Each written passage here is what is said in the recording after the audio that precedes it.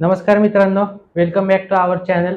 तर मित्रांनो, आपण लास्ट व्हिडिओत पाहिलं होतं की अफिनिटी ट्रेड्स या ब्रोकरमध्ये ट्रेडिंग अकाउंट कसं ओपन करायचं आणि ते अकाउंट MT5 ॲप्लिकेशनमध्ये कसं हँडल करायचं आणि त्यात ट्रेड कसा घ्यायचा ते पण स्टॉप लॉस टार्गेट सोबत. जर तुम्ही पाहिलं नसेल तर तुम्ही जाऊन पूर्ण व्हिडिओ बघू शकता. तर आजच्या व्हिडिओमध्ये आपण बघणार आहे मनी मॅनेजमेंट म्हणजेच रिस्क मॅनेजमेंट. याचा अर्थ असा होतो की तुमचं जे ट्रेडिंग अकाउंट आहे ते trading account risk management follow करून प्रॉपरली स्टेप बाय स्टेप कसं ग्रो करता येईल त्याच्यावर आपण आज डिस्कस करणार आहे. सो व्हिडिओला आपण स्टार्ट करूयात. तर सगळ्यात आधी आपण एक अंदाजा धरूयात की आपल्याकडे $1000 अकाउंट आहे. तर बरेच जण काय करतील, मोस्ट ऑफ द टाइम $1000 एकाच ट्रेड मध्ये टाकतील आणि मोठा लॉस करून घेतील आणि अकाउंट ब्लो करतील. पण आपल्याला सगळ्यात पहिला रूल काय करायचा आहे, $1000 मधलं अकाउंट आहे ना, त्यातलं फक्त 30% कॅपिटल आपल्याला यूज करायचं आहे ट्रेडिंगसाठी. ओके, हा झाला पहिला रूल. सेकंड रूल आहे आपल्याला रिस्क पर डे म्हणजे RPD किती ठेवायचे, फक्त 3%चा. म्हणजे एका दिवशी आपण फक्त लॉस केला तर 3%च आपण ऍक्सेप्ट करायचं आहे, त्याच्यावर एक्स्ट्राचा नाही. ओके. आणि थर्ड रूल आहे आपल्याला रिस्क पर ट्रेड म्हणजे समजा तुम्ही एका दिवशी 3%ची जर रिस्क घेत असताल आणि त्याच दिवशी 2 ट्रेड तुम्ही मारत असताल समजा, तर 3%ची रिस्क आपल्याला 2 मध्ये डिवाइड करायची. म्हणजे 3 डिवाइड बाय 2 किती होतात, 1.5%. तर आपल्याला एका ट्रेडमध्ये फक्त 1.5%ची रिस्क घ्यायची आहे. असे 2 ट्रेड आपल्याला मारायचे. म्हणजे एका ट्रेडला आपला लॉस झाला तरी आपल्याला सेकंड चान्स अवेलेबल असतो. अशा प्रकारे आपल्याला रूल्स फॉलो करून अकाउंट ग्रो करायचे. ओके, तर त्याचे एक्झाम्पल्स आहेत ते आपण बघू. तर सगळ्यात पहिलं, समजा आपल्याकडे $1000 आहे, तर त्यातलं 30% कॅपिटल म्हणजे किती होतात, $300 account. Okay. Risk per day 3% म्हणजेच किती, $30. म्हणजे आजच्या दिवसात मी लॉस केला तर फक्त $30 करणार, त्याच्यावर $1 पण करणार नाही. आणि रिस्क पर ट्रेड म्हणजे एका ट्रेडला मी $15 फक्त ऍक्सेप्ट करणार, त्याच्यावर $1 पण नाही. आता समजा ह्याचं बेनिफिट काय होतं ते पण तुम्हाला एक्झाम्पल सकट सांगतो. रिस्क मॅनेजमेंटने काय होतं, समजा तुमचा एका ट्रेडला $15, दुसऱ्या ट्रेडला $15, असे दोन्ही ट्रेडमध्ये तुमचे स्टॉप लॉस हिट झाले. ओके. आणि तुम्हाला वाटलं तिसरा ट्रेड पण घ्यावा, तर तुम्ही तो तिसरा ट्रेड घेतला आणि त्या ट्रेडला तुमचं टार्गेट हिट झालं, स्टॉप लॉस हिटच्या जागी टार्गेट हिट झालं. तुम्हाला हे माहिती आहे की आपण मार्केटला जितकं देतो त्याच्या दुप्पट मार्केट कडून आपल्याला ऍक्सेप्ट करायचं असतं. तर तिसऱ्या ट्रेडला आपल्याला टार्गेट हिट झालं, म्हणजेच $30चा प्रॉफिट झाला. मागच्या 2 ट्रेडला आपण किती लॉस केला होता, $30. इकडं 15 आणि इकडं 15. म्हणजे ह्या 2 ट्रेडचा लॉस आपण पुढच्या एका ट्रेडमध्येच रिकव्हर केला. याचा बेनिफिट होतो रिस्क मॅनेजमेंट फॉलो केल्यामुळे. ओके. तर अशा प्रकारे तुम्हाला अकाउंट ग्रो करायचे. सेकंड आहे, तुमच्याकडे समजा $500चा अकाउंट आहे, तर त्यातलं आपल्याला 30% कॅपिटल यूज करायचं आहे. 30% म्हणजे होतात $150. त्यातनं रिस्क पर डे किती येतो, $15चा. म्हणजे एका दिवशी तुम्ही फक्त $15 लॉस ऍक्सेप्ट करायचे. आणि रिस्क पर ट्रेड किती होतो, $7.5. म्हणजे राऊंड फिगर $8 केला तरी चालेल.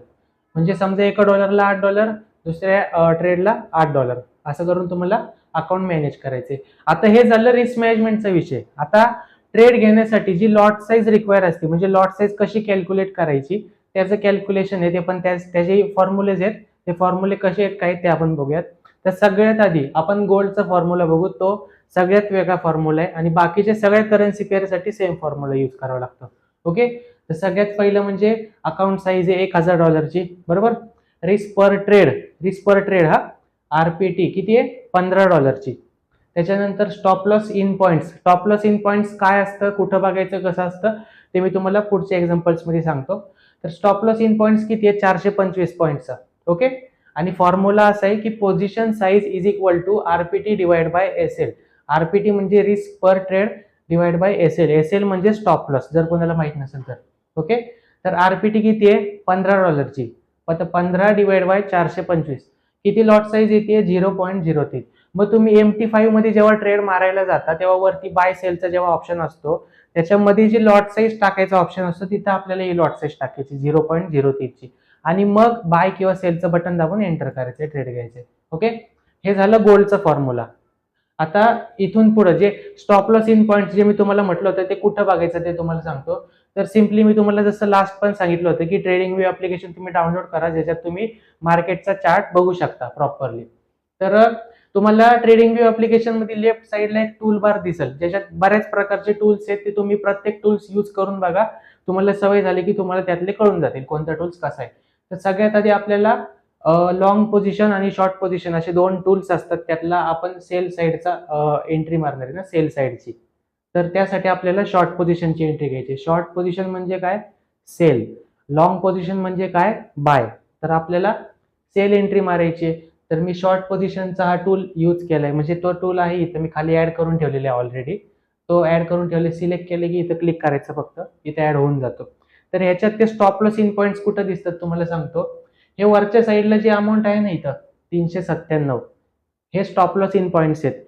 ते पॉईंट्स आपल्याला फॉर्म्युलामध्ये कॅल्क्युलेट करताना यूज करायचे. तर ते पॉईंट्स बघायचे आणि त्या हिशोबाने लॉट साईज कॅल्क्युलेट करायची. ओके, नेक्स्ट बघूयात युरो युएसडीचा फॉर्म्युला बघू. हाच फॉर्म्युला बाकीच्या सगळ्या करन्सी पेअरसाठी यूज होतो. फक्त पहिला जो फॉर्म्युला सांगितलाय गोल्डसाठीचा, तो सेपरेटली फक्त गोल्डसाठीच यूज होतो. या फॉर्म्युला चेंजेस काय आहेत? तर समजा आपली अकाउंट साईज आहे $200, ओके. आपली रिस्क पर ट्रेड कितीची आहे? $3. $200 रिस्क पर ट्रेड म्हणजेच 1.5% ची रिस्क आहे एका ट्रेडला. ती किती होती? $3. आणि स्टॉप लॉस इन पॉईंट्स किती आहे? 11 पॉईंट्सचा. 11 पॉईंट्सचा आपला स्टॉप लॉस आहे. ओके, तर ह्याच्यात आपल्याला वेगळं काय करायचंय? 11च्या पुढे फक्त एक झिरो ऍड करायचंय, म्हणजे 11 असो, 12 असो, 15 असो, कितीही असू दे, त्याच्या पुढे आपल्याला झिरो ऍड करायचंय. हा फक्त ह्या फॉर्म्युलामध्ये चेंज आहे. तर फॉर्म्युला असा आहे, position size is equal to RPT divide by SL with zero, म्हणजेच 3/110. 11च्या पुढे एक झिरो ऍड केला म्हणजे झाले 110. आणि लॉट साईज आहे किती आली आहे? 0.02. तर आपल्याला ट्रेड घेताना वरती पहिली 0.02 ची लॉट साईज टाकायची आणि मग बाय सेलचं बटन दाबून ट्रेड घ्यायचंय. तर अशा प्रकारे तुम्ही लॉट साईज कॅल्क्युलेट करून तुमची रिस्क मॅनेजमेंट प्रॉपरली मॅनेज करू शकता आणि तुमचा account step by step grow करू शकता. ओके, सो इथपर्यंत इनफ आहे. भेटूया नेक्स्ट व्हिडिओ मध्ये. Thanks all of you.